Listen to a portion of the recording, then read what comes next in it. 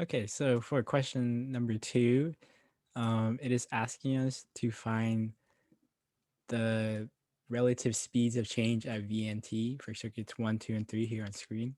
And it's given to us that um, I over C is equal dV dt, which is uh, just the derivative of Q equals CV.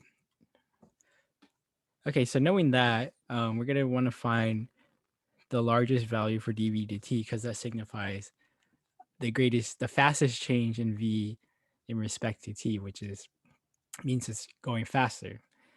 And it's also given to us that at each input and each output, there is a C capacitance for the inverters.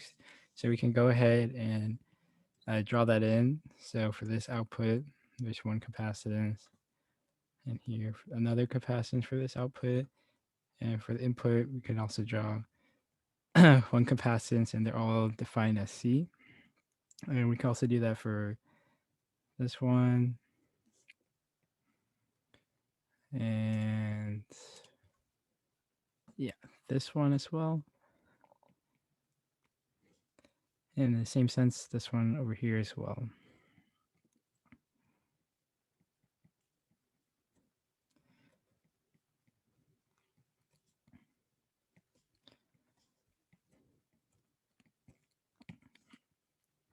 Okay, so now that we found the C for this the equation, we're gonna now want to start looking at the I value or the current that's going into these inverters. So for the first one, you can see that there's one current here going through here, and then a second one coming over here. For the second circuit, there's only one current, and for the third one, there's also only one current. So knowing those values, now we can solve for the dV/dt for all the circuits. So for the first one, we can see that there's two currents going to the same node, so we can just go ahead and add that. So 2I, and we can also go ahead and add the three capacitance because they're in parallel. And for capacitance, when they're in parallel, you can go ahead and add them. And so this is for the first circuit. So dVt for the second circuit would be just 1I over 2C. And then for the third circuit, we can see that there's also only one I, but 3C. So given these ratios, we can see that the one with the biggest ratio is the fastest one. So that would be circuit 1. And in the same sense, we can also see that 1/2 is bigger than 1/3, but it's still less than 2/3. So circuit 2 would be the middle one. And of course, circuit 3 would be the slowest one. Okay. And so next question is asking us, how does a current starved ring oscillator work?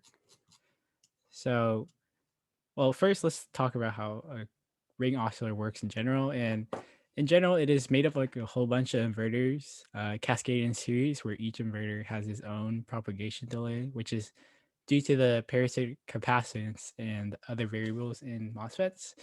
And this parasitic capacitance allows ring oscillators to continuously change from 0 to 1 while having this delay.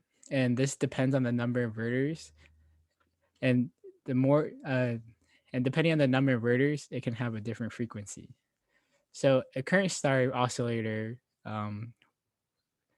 works in the same sense, but instead there is an added NMOS into the inverter.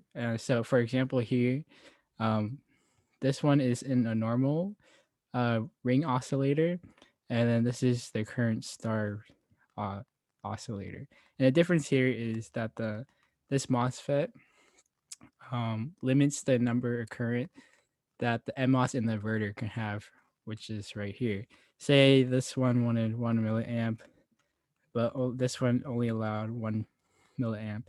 Um, this MOSFET right here would win because no matter how much this one wants, how no matter how much current this top one wants, this one will be deciding how much current will come through since it has less current, or it could have more, I guess.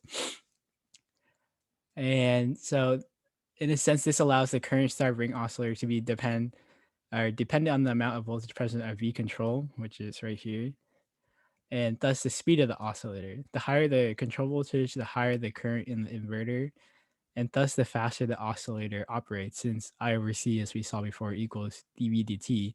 So current goes up and voltage changes faster, which is dV dt. And yeah, that's it.